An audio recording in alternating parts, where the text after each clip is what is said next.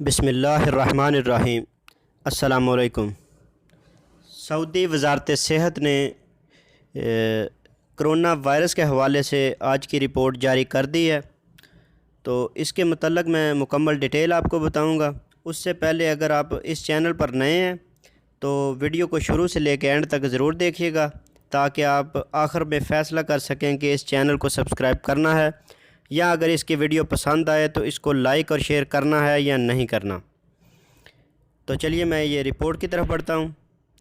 سعودی وزارت صحت کی جانب سے کہا گیا ہے کہ گزشتہ 24 گھنٹے کے دوران مملکت کے مختلف شہروں میں کرونا وائرس سے متاثرہ 6 افراد کی ہلاکت ہو چکی ہے اور مزید 197 افراد کی تصدیق بھی ہوئی ہے۔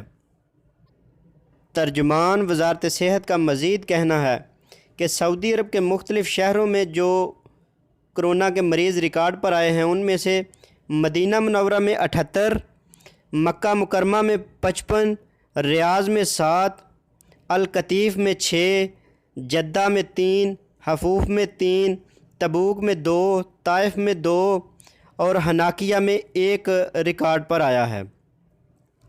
تو اس کے ساتھ اس میں جو ٹوٹل تعداد ہو چکی ہے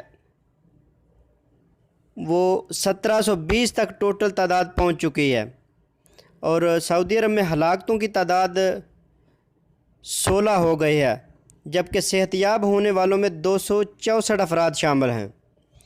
تو اگر اس کے ساتھ میری یہ ویڈیو پسند آئے تو اسے لائک اور شیئر ضرور کیجیے گا، اور اگر اس میں کوئی کمی کوتاہی رہ گئی ہے تو کمنٹ سیکشن میں اپنی رائے سے ضرور آگاہ کیجیے گا، تاکہ ہم نیکسٹ ویڈیو میں اس کے معیار کو بہتر بنا سکیں۔